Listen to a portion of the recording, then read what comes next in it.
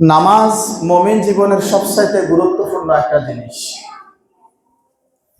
যার নামাজ নাই তার দুনিয়াও নাই, আখিরাতও নাই। যার নামাজ নাই সে ব্যক্তি হতে পারে না, যার নামাজ নাই সে মানুষও হতে পারে না। আপনি আমি যেটা মনে করি, আমি দেখতেছি মানুষ, এটা মানুষ না, এটা জনসংখ্যা। এটা কি? এই যে এটা জনসংখ্যা। কেন? বাবা মায়ের ছোটবেলায় আমাদেরকে বলতো, বেটা মানুষের মতো মানুষ হও। তার মানে আমি কি অমানুষ? আপনারা বাবারা মায়েরা ডায়লগ দেয় না যে বেটা মানুষের মতো মানুষ হও? তা আমার কি অমানুষ জন্ম দিছে? এইটা না, আমাকে অমানুষ জন্ম দেয় না। অর্থাৎ মানুষের মতো মানুষ হও ওই মানুষ যারা সমাজে ভালো মানুষ, ভদ্র মানুষ, বিনয়ী মানুষ, সফল মানুষ, ওই সমস্ত মানুষের মতো মানুষ হওয়ার জন্য বলে। কারণ গরুর বাছুর, গরু কখনো এই কথা বলে না বেটা তুই গরুর মতো ন। ছাগলের বাছুর ছাগলের বলে না যে তুই ছাগলের বাছুরের মতো ন। মুরগির বাচ্চা মুরগিকে কখনো বলে না যে বেটা মুরগির মতো ন। তাহলে মানুষকে মানুষ কেন বলো? মানুষের মতো মানুষ হও। এই কারণে মানুষ শুধু একটা মাত্র নাম। প্রকৃত মানুষ হচ্ছে যে ওই ব্যক্তি যার জবান দ্বারা, যার চলাফেরা দ্বারা, যার হাত দ্বারা অন্য মুসলমান কখনো কষ্ট পাবে না। আর কারো জবান দ্বারা, কারো হাত দ্বারা, কারো ক্ষমতা দ্বারা, কারো ব্যবহার দ্বারা, প্রতিবেশীর দ্বারা কেউ যদি নির্যাতিত হয়, নিষ্পেষিত হয়, ওইটা মানুষের কাতারে পড়ে না। সেই মানুষ হতে হবে আপনাকে। তো সে কারণে নামাজ, ঈমান আনার পরে সর্বপ্রথম যে কাজ সেটা কি? ধরেন একজন ব্যক্তি আজকে ফজরের পরে ইসলাম গ্রহণ করেছে, জোহর সামনে, ফজরের পরে ইসলাম গ্রহণ করার পরে এই ব্যক্তি বেগুনাহ মাসুম হয়ে গিয়েছে, তার জীবনে কোনো গুনাহ নাই। কিন্তু জোহরের নামাজ হয়ে গেল, জোহরের সময় হয়ে গেল, জোহর আদায় করলো না, ব্যক্তি মারা গেল, ওই ব্যক্তির জীবনে হিসাব আছে না নাই? এক ওয়াক্ত নামাজের হিসাব তাকে আল্লাহর দরবারে, এটার কারণে জাহান্নামে যাওয়া লাগে। কারণ নামাজ হচ্ছে মুমিন আর মুশরিকদের মধ্যে মূল যে ফারাকটা, মূল যে তফাৎটা, সেটা কি? নামাজ। কাফের মুশরিকটা তারা নামাজ পড়ে না, মুমিন মুসলমান লা ইলাহা ইল্লাল্লাহ মুহাম্মাদুর রাসূলুল্লাহ সাল্লাল্লাহু আলাইহি ওয়াসাল্লাম এই কালিমা স্বীকার করার পরে, আল্লাহ আল্লাহ রাসূলকে বিশ্বাস করার পরে সর্বপ্রথম যে কাজ, সেটার নাম কি? নামাজ। এখন এই নামাজ আমাদের সমাজে কম না বেশি? আজকে আলহামদুলিল্লাহ জুমা একটু বেশি হবে আর কি, কেমন? এরপরে মাশাআল্লাহ আসর, মাগরিব, এশা, ফজর, আবার যে হালাত ওই হালাতেই চলতে থাকে। আমি এই কারণে মাঝে মাঝে বলি, সে ১৫০০ বছর আগে মক্কাতুল মুকাররমায়, মদিনাতুল মুনাওয়ারায়, মসজিদে নববী ঘর ছিল খেজুর পাতার বিছানা, খেজুর পাতার ছাটাই দিয়ে কোন রকম মসজিদে নববী এটাকে সামনে দিয়ে রাখা হয়েছে। নিচে এখনকার মতো টাইলসও নাই, কার্পেটও নাই, বালুর মধ্যে সাহাবায়ে কেরাম রাদিয়াল্লাহু তাআলা আজমাইন নামাজ পড়েছে। ওই মসজিদের মুসল্লি ফাঁকা ছিল না কাঁচা ছিল? মসজিদ ভরা ছিল না খালি ছিল? হ্যাঁ, এখন টাইলস হয়েছে, মসজিদও ফাঁকা হয়েছে, কিন্তু মুসল্লি কাঁচা রয়েছে। মসজিদের দায়িত্বে যারা আছেন, আশেপাশের মহল্লার যারা আছেন, মসজিদে যদি কোনো মুসল্লি যদি না থাকে, মুসল্লি যদি না আসে, আর আপনি যদি দাওয়াতি কাজ যদি না করেন, তাদের কর্ণকুহরে যদি এই কথা না পৌঁছান, কিয়ামতের ময়দানে আল্লাহর আসামির কাঠগড়ায় আপনাকে দাঁড় হতে হবে। আমরা তো মনে করছেন আমি মসজিদের দায়িত্ব বেশি, মাশাআল্লাহ আমি সভাপতি সাহেব, আমি সেক্রেটারি সাহেব, আমি ক্যাশিয়ার সাহেব, আমি তো ব্যাগ সাহেব, এত কিছুর খবর আছে, মরেন সাতগিরি ছুটাই দিব। সংসারের দায়িত্ব নিলে, দায়িত্ব ঠিকভাবে পালন না করলে, একদিন, 2 দিন, 3 দিনের দিন বলে বেটা সংসারের দায়িত্ব নিয়ে যদি পালন করতে না পারো তাহলে দর্শকির লেখা। এই কথা অবশ্য বিজয় সিংকে বলে না, অন্য জায়গায় বলে, বলে কিনা? আপনি মসজিদের দায়িত্ব নিয়েছেন, মসজিদের দায়িত্ব যথাযথভাবে পালন যদি না করেন, আর দায়িত্বের ব্যাপারে আল্লাহ রাব্বুল আলামিন মানে আপনাকে জিজ্ঞেস করবে না। এবারে তো মাশাআল্লাহ মসজিদের সব আমি মসজিদের সব হুজুর, আমি তো বিভিন্ন গতকালকে আমার প্রোগ্রাম ছিল কুমিল্লা মিয়া বাজার, একবারে বর্ডার এলাকা, মানে ওখান থেকে বর্ডার মাত্র 5 কিলোমিটার। রাত্রে আসতে আসতে প্রায় আমার 1টার উপরে বেজে গেছে। ফেনীতে প্রাইভেট নিয়ে গেছি, তারপরেও সময় লাগছে। তো পরিচয় করা দিতেছে, ইনি মাদ্রাসার মত, ইনি মাদ্রাসার মত, ইনি আমাদের মসজিদের মত। এরকম আমাদের বিভিন্ন জায়গায় আমাদের মসজিদের সভাপতি সাহেব, কিন্তু মাশাআল্লাহ সভাপতি ফজর উনি না পড়লেও চলে, কারণ ওনার কি আছে, বেহায়া মুসলমান 2-4টা টাকার জন্য ঘুষখোর সুদখোর বেনামাজিকে পর্যন্ত মসজিদের কমিটি বানায়। এরকম মুসল্লি বাংলাদেশে না, ইন্ডিয়া আছে। আপনার লজ্জা হওয়া দরকার। দরকার আর এই দরকার জিম্মাদারি কার? আমি আপনি কামলা দিব এখানে, আল্লাহর ঘর আল্লাহ ব্যবস্থা করবে, তবে আপনার নিয়ত খালেস হতে হবে। নিয়ত যদি খালেস না হয়, কোটিপতি একটা আয়না ঢুকাইবেন, এরপরে এই মসজিদে শান্তি হবে না। আপনি নিয়ত খালেস করেন, ইখলাসের সাথে চলেন, মসজিদ ইনশাআল্লাহ আল্লাহর ঘর আল্লাহ ব্যবস্থা করে দিবে।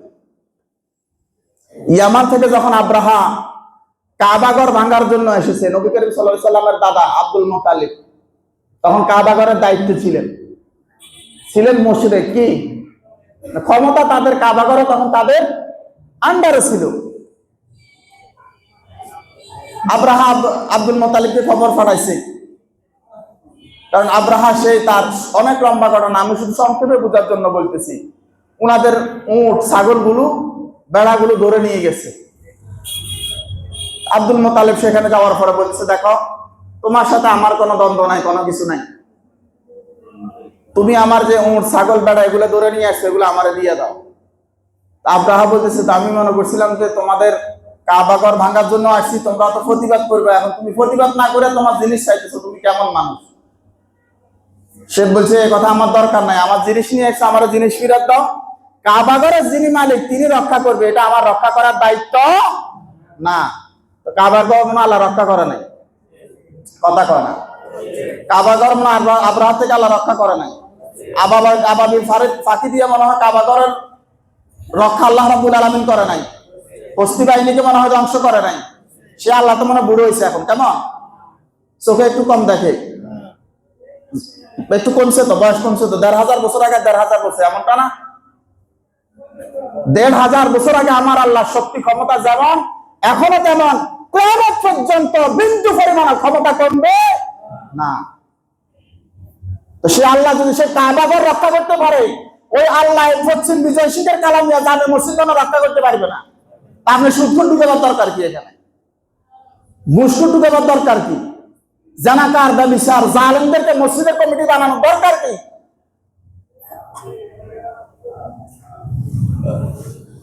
অবশ্য আলহামদুলিল্লাহ এটা কালামিয়া মসজিদে নাই, আমি দেশের অন্য জায়গার কথা বলতেছি। সুতরাং নামাজ মসজিদে যারা দায়িত্বে আছে তাদেরও দায়িত্ব, যে আশেপাশে যারা কর্ণ করে আছে তাদের কানেও নামাজের কথা পৌঁছে দিতে হবে। বাকি যদি মুসল্লি যদি না আসে, সেটার জন্য কিয়ামতের ময়দানে আপনি বেঁচে যাবেন, ওনারা আসামের কাঠগড়া দাঁড় হবে, আপনাকে জিজ্ঞেস করতে পারবে না, আল্লাহর কাছে এটাও বলতে পারবেন, আল্লাহ তারা মসজিদের দায়িত্ব নিছে, আমাদেরকে ডাকে নাই, আপনি ডাকছেন, আপনার দায়িত্ব শেষ। কিয়ামতের ময়দানে আপনার নামে অভিযোগ করার কোনো সুযোগ নাই। কষ্ট পাইতেছেন? সুতরাং মুমিনের জীবনে সবচাইতে উত্তম কাজ, সবচাইতে সর্বপ্রথম ঈমান আনার পরে যে কাজ, সেটা কি? নামাজ। সম্মানিত বিজয় সিংহবাসী, নামাজ মানুষের জীবনে কত বড় গুরুত্বপূর্ণ জিনিস। মুমিন মুসলমান ইমানদার যখন বিপদে পড়ে যাবে, মুসিবতে পড়ে যাবে, দুনিয়ার কোন ঘর যখন আর তার জন্য নিরাপদ নয়, দুনিয়ার কোন রাস্তাঘাট তার জন্য নিরাপদ নয়, কিন্তু মুমিন মুসলমান ইমানদার তার জন্য নিরাপদের একটা জায়গা আছে দুনিয়ার মধ্যে, এটার নাম কি? যত বিপদ, যত মুসিবত, সব বালা মুসিবত যিনি দূর করতে পারেন তিনি কে? বিপদে পড়েছেন, মুসিবতে পড়েছেন, মা অসুস্থ, সন্তান অসুস্থ, স্ত্রী অসুস্থ, সন্তানটা প্রবাসে যাবে, ঋণগ্রস্ত হয়ে গিয়েছেন, মসজিদের দরজা খোলা আছে, সুন্দর করে ওযু করে 2 রাকাত নামাজের মধ্যে দাঁড়িয়ে যান, লম্বা রুকু করেন, লম্বা সিজদা করেন, লম্বা তেলাওয়াত করেন, আর ওই নামাজ শেষে আল্লাহর কাছে হাত তুলে বলেন, আল্লাহ তাআলা, কলিজার টুকরা সন্তান অসুস্থ, আমার স্ত্রী অসুস্থ, সংসারে অভাব অনটন দূর হচ্ছে না, বালা মুসিবত দূর হচ্ছে না, আল্লাহ তাআলা মেহেরবানি করে আমার সমস্ত কষ্টের ভাগীদার আপনি হয়ে যান, আপনি আমাকে দুনিয়াটা নিরাপদ করে দেন, ঘরটা নিরাপদ করে দেন, স্ত্রী সন্তান নিরাপদ করে দেন। 2 ফোঁটা চোখের পানি পেলে যদি বলা যায়, আল্লাহ বলে, বান্দা, ইমানদারের চোখের পানি নাকের ডগায় আসার আগে আগে আমি আমার ওই বান্দাকে মাফ করে দেই। এই আল্লাহ আছে না নাই? আছে, আছে। এ কারণে মানুষ বিপদে পড়বে, মুসিবতে পড়বে, দুনিয়ার কারো কাছে কিচ্ছু বলার দরকার নাই। দুনিয়ার মানুষের কাছে বিপদে পড়েছেন, মুসিবতে পড়েছেন, আজকে হয়তো তার কাছে হাত পেতেছেন, কালের বিবর্তনে আপনার অবস্থান পরিবর্তন হয়েছে। যেই ব্যক্তি টাকা হাওলাত দিবে, ওই ব্যক্তি একদিন বলবে, হাতে এখন টাকাওয়ালা হয়েছে, আমার এখন চেনে না, গত 2 বছর আগে তো আমার টাকা হাওলাত নিয়ে ঘরের চাউল কিনছে। এরকম কথা বলার লোক বিজয় সিংহে নাই, অন্য জায়গায় আছে। খোটা দিছে কি দিছে না? পিছনে সমালোচনা করছে কি করছে না? যে রব আল্লাহ সুবহানাহু ওয়া তাআলা সমস্ত কিছুর সমাধান যিনি করতে পারেন, তিনি যদি তার গায়বী মদদ দিয়ে সমাধান করে দেয়, ওই আল্লাহ কি কোনোদিন কারো কাছে বলবে, আমার এই বান্দারে এত কিছু করলাম, সে আমারে ভুলে গেছে? এমন অভিযোগ করবে নাকি? তাহলে সবচাইতে উত্তম জায়গা, ভালো জায়গা আমার কোনটা? আমার আল্লাহর কাছে চাওয়া, আমার আল্লাহর কাছ থেকে আদায় করে নেওয়া। হাদিস শরীফে এসেছে, যদি আপনার একটা জুতার যদি লেসও যদি ছুটে যায়, এটাও দুনিয়ার কোন মানুষের কাছে চাওয়ার দরকার নাই, একজনের কাছে চাইবেন, তিনি কে? আল্লাহ। সব সময় আল্লাহর শুকরিয়া আদায় করা, আল্লাহর যে কোনো সিদ্ধান্তের উপরে সন্তুষ্ট থাকা। কবি শেখ সাদি রাহিমাহুল্লাহ, যিনি কবিতা রচনা করেছিলেন, বালাগাল উলা বিকামালিহি কাশাফাত দুজা বিজামালিহি হাসানাতু জামিআ খিসওয়ালিহি সাল্লু আলাইহি ওয়া আলিহি। সুন্দর সুন্দর কবিতার রচয়িতা ছিলেন শেখ সাদি রাহিমাহুল্লাহ। রাস্তা দিয়ে হেঁটে যাচ্ছেন, পায়ের মধ্যে জুতা নাই, পায়ের মধ্যে যখন জুতা নাই, মনে মনে একটু ইতস্ততা বোধ করলেন, আমি একজন কবি মানুষ, আমার একটা অবস্থান আছে, কিন্তু আমি কবি মানুষ হয়ে আমার জুতা নাই, এটা কেমন জানি লাগে। কিছুক্ষণ দূরে সামনে যাওয়ার পরে দেখতেছেন একজন ব্যক্তির 2টা পা নাই, সে হাঁটতে পারে না। সঙ্গে সঙ্গে শেখ সাদি রাহিমাহুল্লাহ সিজদার মধ্যে লুটিয়ে পড়ে গেলেন, আল্লাহ তাআলা, আমি যে অভিযোগটা করলাম, মনের মধ্যে যেটা আমি আনলাম, এটা আমার জন্য কখনো কালো ঠিক হয় নাই। আল্লাহ, আমার তো পা আছে, জুতা আজ না হয় কাল হবে, জুতা পরতে পারবো। এই যে ব্যক্তির পাটা নাই, সেই তো জিন্দেগিতে জুতা পরতে পারবে না। এই কারণে আল্লাহর সন্তুষ্ট, আল্লাহর অর্জন, আল্লাহর কাছ থেকে যাই পাবেন সেই জিনিস নিয়ে আপনাকে সন্তুষ্ট থাকা লাগবে। অমুকের 5 তলা বিল্ডিং আছে, অমুকের 10 তলা বিল্ডিং আছে, আমার কিচ্ছু নাই, আল্লাহ শুধু ওর চোখে দেখে, আমার দেখে না। এরকম ভদ্রলোক বিজয় সিংহে নাই, ফেনী মহিফালে আছে। হ্যাঁ, আল্লাহ হাতেরে হাইছে, খালি হাতেরে এদার লাগবে, আমগরে আল্লাহ চোখে দেখে না, এরকম কথা বলার লোক তো নাই। কেমন?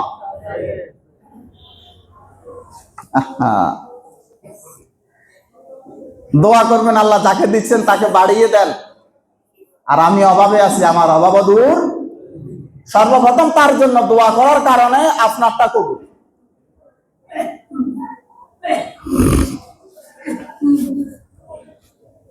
আল্লাহর কাছ থেকে কোনো কিছু চাইতে হলে, কোনো কিছু কবুল করতে হলে, জীবনের গুনাহ সবকিছু মাফ করতে হলে দাঁড়াইতে হবে কিসে? নামাজ। নামাজ নামাজ ছাড়া মুমিনের জীবনের কোনো কল্যাণ নাই। স্বাভাবিকভাবে হয়তো হইতে পারে কিছুদিনের জন্য, কিন্তু এই কল্যাণের মধ্যে আল্লাহ শান্তি কখনো দেখবেন। সমাজে অনেক কোটিপতি আছে, কিন্তু ঘরের মধ্যে কি নাই? শান্তি নাই। পোলা কথা শোনে না, মেয়ে কথা শোনে না, বউ স্বামীর কথা তো শোনে না, স্বামী বউয়ের কথা শোনে না। এরকম পরিবার আছে না নাই? কোটি টাকা আছে কিন্তু অভাব নেই। আমার নিজের দেখা অনেক আছে। কারণ আল্লাহ কল্যাণ রেখে দিয়েছেন কিসের মাধ্যমে? নামাজের মধ্যে। সফল ওই ব্যক্তি যারা নামাজের মধ্যে কি হয়েছে? قد أفلح المؤمنون الذين هم في صلاتهم خاشعون। নিশ্চয় মুমিনরা সফল হয়েছে কিসের মাধ্যমে? নামাজের মাধ্যমে। যারা সালাতের মধ্যে, নামাজের মধ্যে বিনয় হয়েছে। এই কারণে নামাজ আমরা কখনো ছেড়ে দিব না। আল্লাহ আমাদেরকে 5 ওয়াক্ত নামাজ হিসাবে কবুল করেন, পড়ি আমিন। নামাজকে সাহাবায়ে কেরাম রাদিয়াল্লাহু তাআলা আজমাইন কত গুরুত্ব দিয়েছেন। মদিনার জমিনে ওমর ইবনে আল-খাত্তাব রাদিয়াল্লাহু তাআলা আনহু মসজিদে নববীতে ফজরের সালাতে ইমামতিতে দাঁড়িয়ে গেলেন। ওই মদিনারে একজন ইহুদি মাজুসি ছিল। একটা সময় এক বিচারের মধ্যে বিচারটা তার পক্ষে না যাওয়ার কারণে ওমরের প্রতি সেই সব সময় ক্ষিপ্ত ছিল।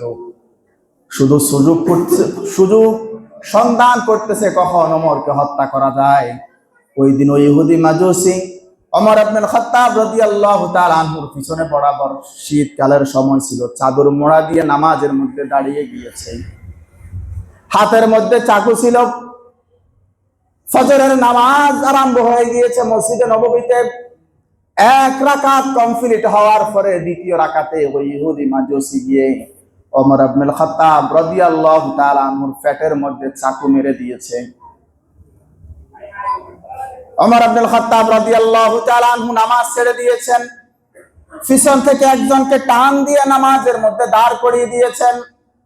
মসজিদে নববীতে ফজরের সালাত কমপ্লিট হয়ে গিয়েছে। ওমর ইবনে আল-খাত্তাব রাদিয়াল্লাহু তাআলা আনহু বেহুশ হয়ে গিয়েছে। এত জোরে অস্ত্রের আঘাত করেছে, খাবার দিলে খাবার পর্যন্ত বের হয়ে যায়, এগুলো টেকে না।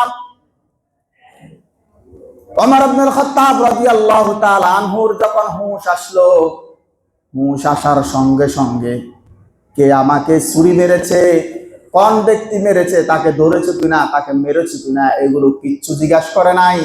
সর্বপ্রথম যে বাক্যটা বলেছেন, এই বাক্যটা হলো এই মসজিদে নববীতে আমার ইমামতিতে ফজরের নামাজ শুরু হয়েছে। 1 রাকাত নামাজ আমি কমপ্লিট করেছি, বাকি 1 রাকাত নামাজ তোমরা কমপ্লিট করছো কিনা আগে এটা বলো আমাকে। কথার ওজনটার পাইছেন? কিচ্ছু পান নাই। ওমর ইবনে আল-খাত্তাব রাদিয়াল্লাহু তাআলা আনহুর এমন করে পেটের মধ্যে ফুঁস দিয়েছেন, পেটের চামড়া কেটে নাড়ি বুড়ি পর্যন্ত কেটে গেছে। খাবার দিলে খাবার টিকতেছে না, আবার বের হয়ে যাচ্ছে। এই অবস্থায় ওমর ইবনে আল-খাত্তাব রাদিয়াল্লাহু তাআলা আনহু হুঁশ আসার পরে সর্বপ্রথম যে বাক্য বলেছেন যে মসজিদে নববীতে আমার ইমামতিতে ফজরের নামাজ 1 রাকাত কমপ্লিট হয়েছে, দ্বিতীয় রাকাত কমপ্লিট হয়েছে কিনা আগে এটা উত্তর দাও, পরের কথা পরে দেখা যাবে। আর আপনারা সামান্য ফিটের মধ্যে চিমটি একটা দিলেও তো অবস্থা খারাপ। শুধু এতটুক না, মশা একটা পায়ের মধ্যে উঠলে এমনি পা দিলে মারে। এরকম মুসল্লি আমার এই মসজিদে না, অন্য জায়গায় আছে।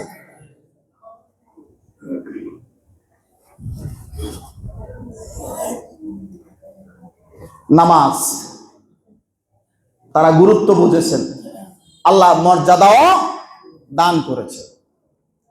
ওয়াল্লাহি আপনি নামাজি, 5 ওয়াক্ত নামাজি হন, অটোওয়ালা হন, ভ্যানওয়ালা হন, যাই কিছু হন, সমাজের একবারে নিম্ন শ্রেণীর ব্যক্তি হন, 5 ওয়াক্ত নামাজ পড়েন, আপনার প্রতি আল্লাহ রাব্বুল আলামিন মানুষের আলাদা নজর, আলাদা একটা সম্মান অবশ্যই দিয়ে দিবেন ইনশাআল্লাহ।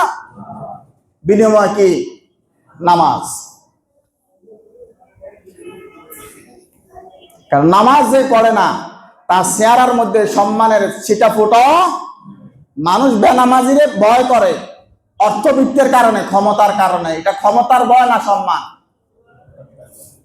আর একটা হচ্ছে সম্মান করে কাউকে সম্মানিত করা, আর একটা হচ্ছে ভয় করা। দুইটা কি সমান না ডিফারেন্স আছে?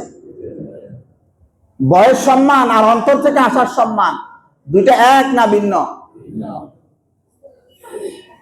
ভয়ের সম্মান যেটা করে এটা মৃত্যুর পরে মানুষ আলহামদুলিল্লাহ পড়ে, ইন্নালিল্লাহ পড়ে না।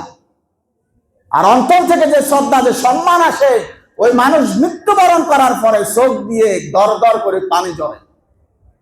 এটা মনে বাংলাদেশে হয় নাই। শহীদ শরীফ ওসমান হাদিকে মনে আপনারা তার কথা জানেন না। বাংলাদেশের এমন কোন মানুষ আছে যে তার জন্য চোখের পানি ঝরে নাই?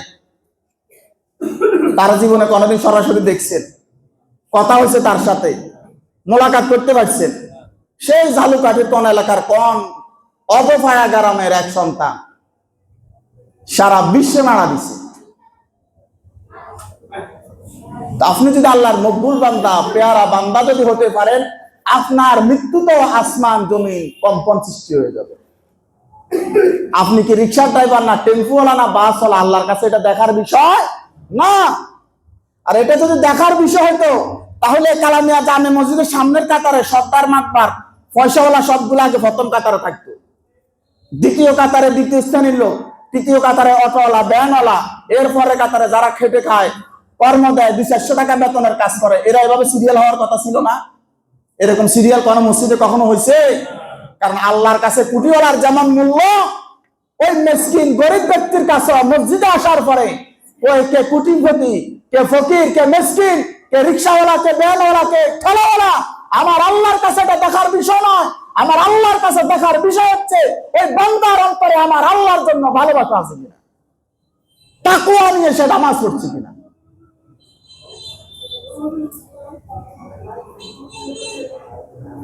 আল্লাহর কাছে সবাই সমান।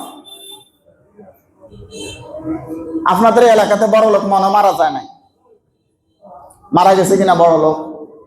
ওনাকে যেরকম 3.5 হাত মাটির নিচে শোয়ানোর সময় ওনার একটু ফাঁকা টাকা করে দিছে, কেমন খাট পালং কিছু দিছে, ওনার তো টাকা পয়সা আছে এই কারণে। আবার একবারে গরিব মিসকিন মারা গেছে কি গেছে না, তারা কোন রকম এমনি শুধু খাবে তুলে আসছে, এমনটা হয়েছে। কুটিপতির জন্য যে কবরস্থান যেরকম স্থান, ফকির মিসকিন মারা গেলেও তার জন্য সমান স্থান। কারণ সে এখন যাইতেছে কার কাছে? আল্লাহর কাছে। আমার আল্লাহর কাছে ধনী গরিব এটা বড় বিষয় না। আমার আল্লাহর কাছে দেখার বিষয় হচ্ছে ব্যক্তি তাকওয়াবান কিনা, সে 5 ওয়াক্ত নামাজ আদায় করেছে কিনা, ইসলামের পরিপূর্ণ বিধানগুলো সে মানছে কিনা।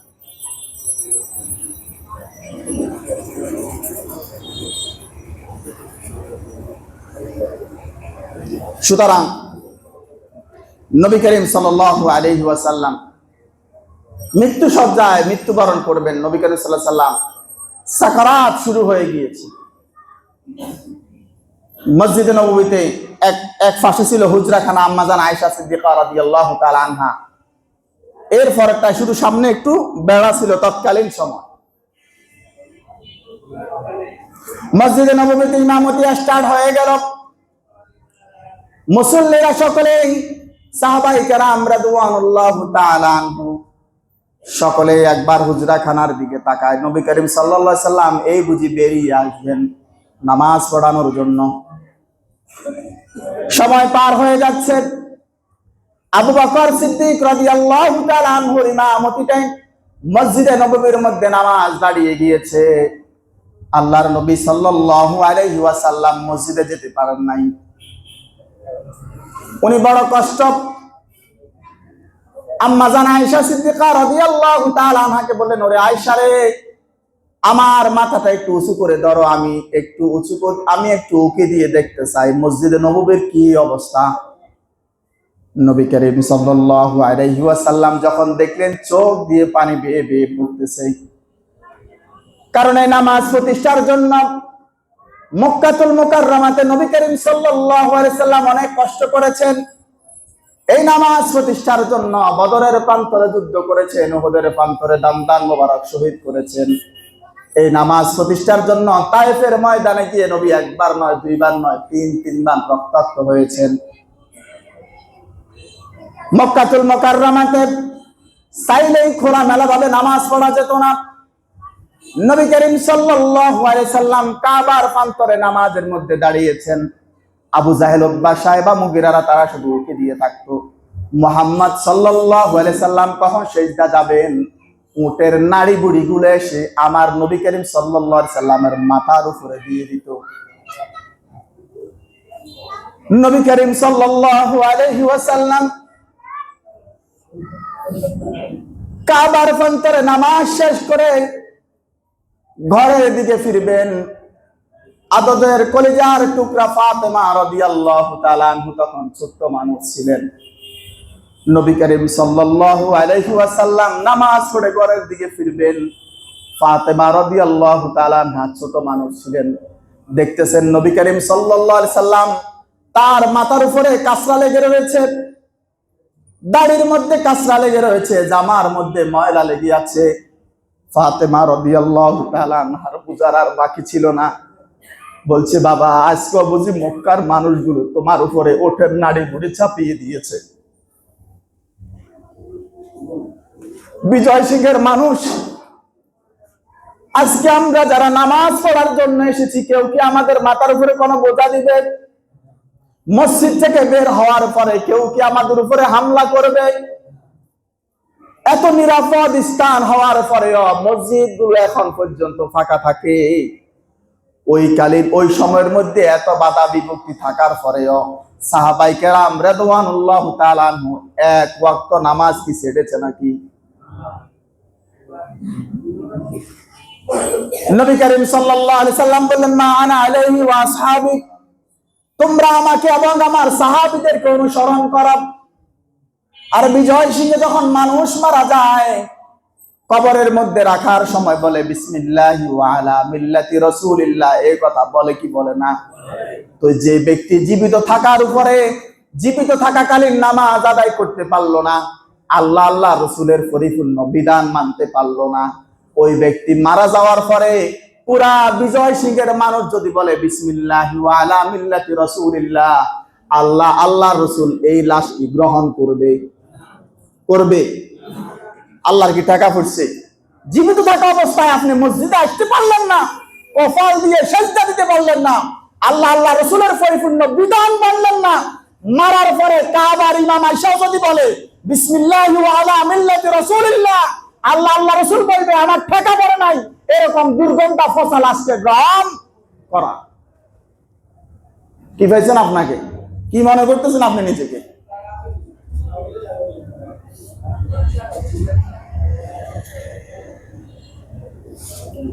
আল্লাহ রাব্বুল আলামিন বলেন, লাকাদ খালাকনাল ইনসানা ফি আহসানি তাকওয়িম।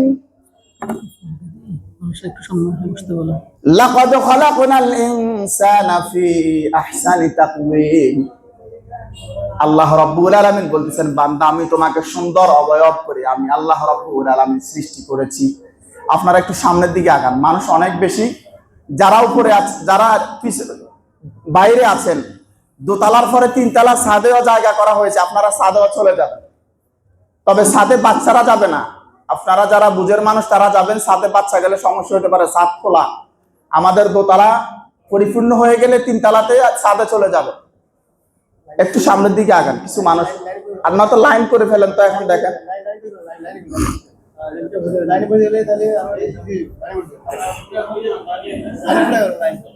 লাইনটা পুরো করে বসে গেলে তাহলে মানুষগুলো একটু সুবিধা হবে।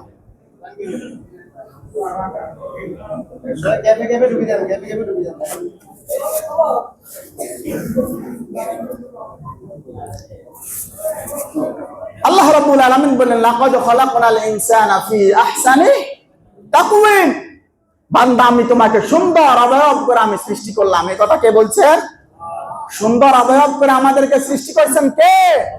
আল্লাহ। খুব কান খাড়া করে এবারে কথা শুনেন। এই হাত দিয়েছেন, হাত দিয়ে আমরা ভাত খাই, হাত দিয়ে শক্তি সঞ্চালন করি, হাত দিয়ে যার যে কাজ সেই কাজ করি। হাতের কাজ আছে না নাই? দুইটা পা দিয়েছেন, পা দিয়ে আমরা হাঁটি, ফুটবল খেলি, খেলাধুলা করি, কোনো দরকার হলে পা দিয়ে হেঁটে হেঁটে বাজারে যায়, মসজিদে যায়, বিভিন্ন জায়গায় যায় কি যায় না? পায়েরও কাজ আছে না নাই? চোখ দিয়েছেন আল্লাহ কেন? দেখার জন্য। দোকানে বসে সিনেমা দেখার জন্য কেমন? হ্যাঁ, বহুত মুরব্বী বাবা এখানে আছেন, এখনো উনি দোকানের মধ্যে বসে বসে রং চা খায় বা দুধ চা লইয়া রুটি দিয়ে সুবাই সুবাই খায় আর দেখে টিভির মধ্যে কি চলে। এরকম মুরব্বী অবশ্যই আলহামদুলিল্লাহ আমার বিজয়ের সঙ্গে নাই, অন্য জায়গায় আছে। আপনার লজ্জা হওয়া দরকার মুরব্বী।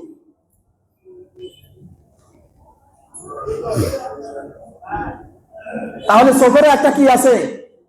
কাজ আছে। কান দিয়েছেন আল্লাহ কেন? শোনার জন্য। ডিস্কো গান কেমন? কি বলেন? ইন্ডিয়ান গান। এই কান দিয়েছেন আল্লাহ রাব্বুল আলামিন ভালো ভালো জিনিসগুলা শোনার জন্য। নাক দিয়েছেন সুঘ্রাণ নেওয়ার জন্য, মুখ দিয়েছেন খাওয়ার জন্য, মাথা দিয়েছেন মাথার উপরে আমরা বোঝা নেই কি নেই না। আচ্ছা, কপালটা কি কারণে দিয়েছে? কোন তো কপালের কোনো কাজ আছে? আমাকে খুব মনোযোগ দিয়ে কথা শুনেন, আমি এই কারণে বলতেছি। শরীরের প্রত্যেকটা অঙ্গ প্রত্যঙ্গের কিন্তু এক একটা কাজ আছে। কপাল দিয়ে কেউ কোনোদিন কাজ করছে? কপাল দিয়ে কেউ ঠেলি গাড়ি নিয়ে গেছে? কপাল দিয়ে কেউ কোনোদিন মনে করেন বাত নাড়াছাড়া করছে? দান খেত মই দিছেন? আল্লাহি আল্লাহর কসম, আল্লাহ যেন বান্দাকে এই কথা বলতে চায়, বান্দা 3.5 হাত বডি, 3.5 হাত শরীর বান্দা আমি তোকে দিলাম, প্রত্যেকটা অঙ্গ প্রত্যঙ্গের কাজও আমি আল্লাহ রাব্বুল আলামিন দিয়েছি। শুধু এই 4 আঙ্গুল কপাল, এটা আমি আমার জন্য, আমি আল্লাহর জন্য রেখে দিয়েছি। বান্দা তুমি যেখানে পাবা, মসজিদ পাও, যেখানে জায়গা পাও, নামাজের সময় হয়ে গিয়েছে, ওই জায়গায় দাঁড়িয়ে কপাল দিয়ে বান্দা তুমি আমাকে সেজদা দাও, সেজদা দাও, সেজদা দাও। আমি সেজদার জন্য শুধু এতটুকু জায়গা তোমার কাছ থেকে নিয়েছি, আর কিছু নেই। হতভাগা জাতি, কপাল পোড়া মুসলমান, যে আল্লাহ তো 3 হাত বড়ি, 3.5 হাত বড়ি দিয়ে কোটি কোটি টাকার সম্পদ দিয়েছেন, আল্লাহ কিচ্ছু নাই, শুধু 4 আঙ্গুলে কপালটা নিয়েছেন রবকে, আল্লাহকে সেজদা দেওয়ার জন্য। কপাল পোড়া মুসলমান এই নামাজটা পর্যন্ত পড়তে পারে না। বহু মানুষ ঘরে বসে বসে আফসোস করতেছে, পঙ্গু হয়ে গিয়েছে, নামাজে আসতে পারে না। বহু মানুষ পা হারিয়ে ফেলছে, চাইলে বর্ষাকালে সে নামাজে আসতে পারে না, মনে আশা, কিন্তু আল্লাহ তৌফিক তার জন্য। কিন্তু আমার আপনার হাত পা পুরো বডি রব্বি কারীম সচল রেখেছেন। এই সচ্ছল অবস্থায় নাফরমান নালায়েক আল্লাহর জমিনের সমস্ত নিয়ামত ভোগ করার পরেও নিমক হারাম সে মসজিদে আসে না।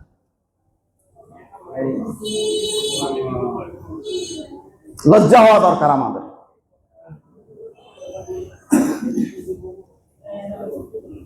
দুনিয়ার সব কাজের ব্যস্ততা, সব কাজের সময় হয়, কিন্তু নামাজের সময় হয় না।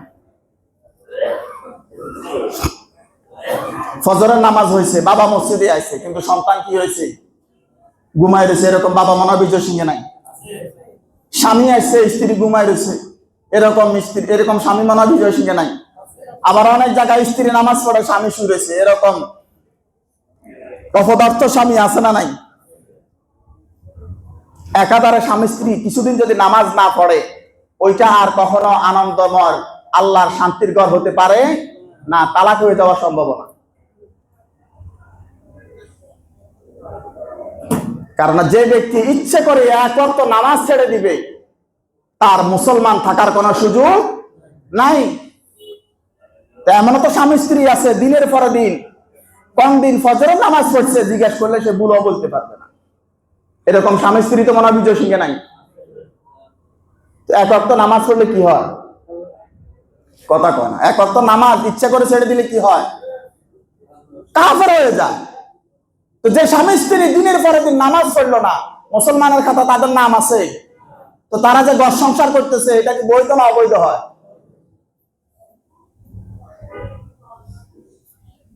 নাম তো মুসলমান, মাশাআল্লাহ। ইমান আলী, কি আলী? ইমান আলী আছে না? রমজান আলী আছে না নাই? বরকত আলী। আমাদের গ্রামে আছে আউযুবিল্লাহ বিসমিল্লাহ, 2 ভাই। শুধু নাম হলে মুসলমান হওয়া যায় না।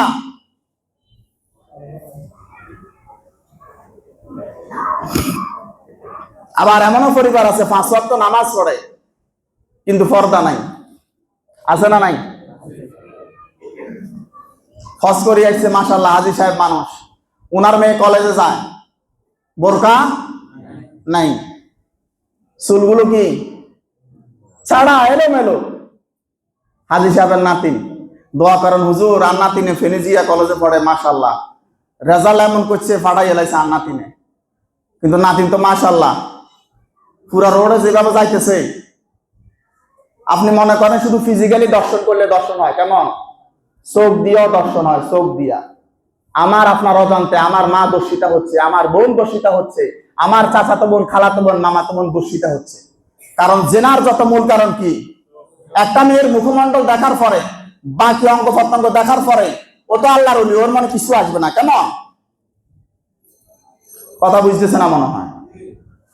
16-17 বছরের 15 বছরের যুবতী একটা মেয়ে এখান থেকে হেঁটে যাচ্ছে, তার গায়ে কোনো বোরকা নাই, আবৃত কিচ্ছু নাই, টাইট ফিটিং জামা পরে অন্য একটা কোন রকম দিয়ে যাচ্ছে। এলাকার যে ভদ্রলোক আছে, ওরা দেখার পরে ওরা নিয়ে তো কোনো চিন্তা ভাবনা করবে না, কেমন? আমি খারাপ লোক, আমার আসে এটা মনের মধ্যে, আপনারা ভালো, আর নিচে নামা লাগবে। তো তাহলে চোখ দিয়েও দর্শন হয় কি হয় না? শুধু ফিজিক্যালি করলে এটা দর্শন না।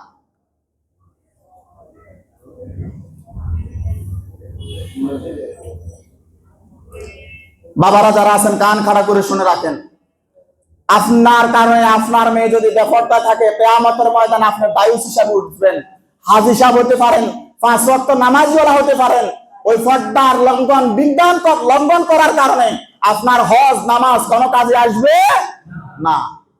বাইরা যারা আছে কান খাড়া করে শুনে রাখো, এরকম বেহায়া ভাই আমি দেখছি বিভিন্ন রেস্তোরাঁর মধ্যে নিয়ে বন্ধুদের সাথে পরিচয় করাতে, এটা আমার ছোট বোন, আমার ছোট বোন আছে, বন্ধুর সাথে বন্ধুর জায়গা থাকবে, বন্ধু কখনো বোনের কাছে আসতে পারবে?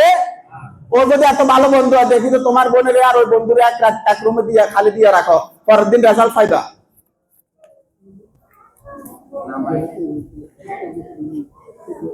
আমার বোন, এটা আমার গায়রাত, এটা আমার অহংকার, এটা আমার গৌরব। আমি আমার বোনকে সর্বোচ্চ সিকিউরিটি দিব, আমি ভাই হিসাবে, এটা আমার দায়িত্ব। কিন্তু এই ভাই মানে এটা না যে সমাজের কাছে এসে আমার বোনকে খোলামেলা ভাবে পরিচয় করা দিব, বন্ধু এটা আমার ছোট বোন, রাস্তা দিয়ে যাওয়ার সময় খেয়াল রাখবি, এরকম দায়িত্ব ভাইয়েরা মনে দেয় না। আর বিজয় সিংহে না দিলে আমি আমার এলাকা দেখছি, তুমি কম বয়সে তোমার বন্ধুর উপরে তোমার বোনকে তুলে দিচ্ছ। তোমার কারণে যদি তোমার বোনের পর্দা যদি লঙ্ঘন হয়, কিয়ামতের ময়দানে তুমিও দায়ুস হিসাবে উঠা লাগবে। সন্তান কলেজ ইউনিভার্সিটিতে পড়ুক, হাই স্কুলে পড়ুক, আমার কোনো বাধা নাই, কিন্তু সর্বপ্রথম হচ্ছে আপনার মেয়ে পর্দা করে যাচ্ছে কিনা এটা আপনাকে শিওর করা লাগবে। এরপরে দুনিয়াবি যত শিক্ষা সে শিক্ষক, আমার কোনো সমস্যা নাই। মেয়ে পরে ইন্টারে মাস্টার্স কমপ্লিট করা স্যার রেখে দিছে, কেমন? এরকম আছে না নাই? স্যার এ পাশে, ছাত্রী এ পাশে, দুইজন, স্যারও ছাত্রীকে দেখতেছে, ছাত্রীও স্যারকে দেখতেছে, বলে যদি এটা শিক্ষক আর বাপ কি এক সমান, এরকম কথা মনে নাই? একদিকে শিক্ষক আর বাপ কি, তো তাইলে অনেক জায়গার মধ্যে শিক্ষকের ছাত্রী বাগায় নেয় কি নেয় না। আর আমি আমার এলাকায় একজন এখনো আছে, তো যদি বাপের মতো হইলো, ছাত্রী কেমনে বাগায় নিল? তার মধ্যে জামিলা আছে না নাই? এ কারণে পর্দার বিধান, নামাজ যেমনি করে ফরজ, ঠিক পর্দাও তেমন করে মানা ফরজ, এটা মুসলমানের জন্য ফরজ। খলিফাতুল মুসলিমিন ওমর আব্দুল খাত্তাব রাদিয়াল্লাহু তাআলা আনহু, প্রেসিডেন্ট মানুষ, পুরা অর্ধজাহানের প্রেসিডেন্ট ওমর আব্দুল খাত্তাব রাদিয়াল্লাহু তাআলা আনহু ঘরের সামনে বসে রয়েছেন। ঘরের এরকম ডেলা আছে না নাই? এরকম ডেলার মধ্যে ফাঁকে এভাবে দিয়ে বসে রয়েছেন। সাহাবায়ে কেরাম রাদিয়াল্লাহু তাআলা আনহু আসতেছেন, যাচ্ছেন। কিছুক্ষণ দেখার পরে ভয় ডরে অনেকে ওমরের সাথে কথা বলতো না, কারণ যে ওমরকে দেখলে শয়তান পর্যন্ত 40 মাইল দূরে থাকতো। সাহাবায়ে কেরাম রাদিয়াল্লাহু তাআলা আনহুর ভয় ছিল ওমরের প্রতি। অনেকক্ষণ যখন দেখতেছে সামনে, দেখার পরে একজন সাহাবী জিজ্ঞাসা করলেন, ইয়া আমিরাল মুমিনিন ওমর ইবনে খাত্তাব রাদিয়াল্লাহু তাআলা আনহু, আপনি বাইরে এতক্ষণ ধরে কেন বসে রয়েছেন? উনি প্রতি উত্তরে বলতেছেন, দেখেন ১৫০০ বছর আগের কথা, আমি যখন এই তাফসীর পড়তে গেলাম, এই তাফসীর যখন আমার চোখে আসছে, আমার মনের মধ্যে একটু শঙ্কা জাগলো। উনি উত্তরে বলতেছেন, দেখেন তোমাদের মা অর্থাৎ আমার স্ত্রী ঘরে নাই, সে অন্য জায়গায় গেছে, কিন্তু আমার মেয়ে হাফসা রাদিয়াল্লাহু তাআলা আনহা ঘরের মধ্যে একা। এই কারণে আমি ঘরে, কথা বুঝতেছেন? ওমর ইবনে খাত্তাব রাদিয়াল্লাহু তাআলা আনহুর কে ভিতরে মেয়ে, নবী করিম সাল্লাল্লাহু আলাইহি ওয়াসাল্লামের স্ত্রী হাফসা রাদিয়াল্লাহু তাআলা আনহা। ওমর ইবনে খাত্তাব রাদিয়াল্লাহু তাআলা আনহুর কি ছিলেন? মেয়ে ছিলেন ঘরের ভিতরে। কিন্তু ওমর ইবনে খাত্তাব রাদিয়াল্লাহু তাআলা আনহুর স্ত্রী থাকা না থাকার কারণে উনি ঘরের ভিতরে যাচ্ছেন না। কারণ দুইজন যখন একাত্রিত থাকে, ৩ নম্বরে একজন ব্যক্তি কাজ করে, ওটার নাম কি?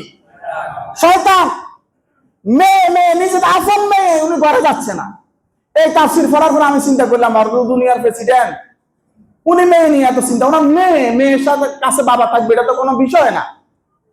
কিন্তু ১৫০০ বছর পরে আসে এখন দেখা যাচ্ছে অনেক জায়গায় বাবা মেয়েকে দর্শন করে কি করে না, হাজারো ঘটনা আছে।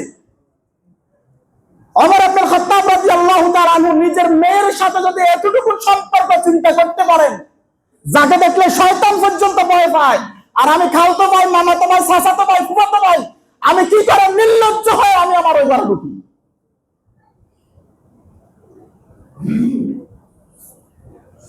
খালা সুন্দর, তোর খালতো ভাই না, যাবি, কোনো অসুবিধা না, রাত ৩টা বাজে, ৮টা বাজে, ৯টা বাজে, খালতো ভাইয়ের সাথে কি করে দিছে?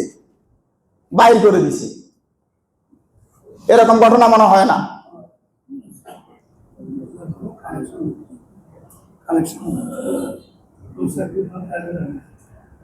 আল্লাহ রাব্বুল আলামিন আমাদেরকে বুঝার জন্য তৌফিক দান করেন। এই কারণে নামাজ যেমনি করে ফরজ, পর্দাও তেমন করে ফরজ, সমানভাবে গুরুত্ব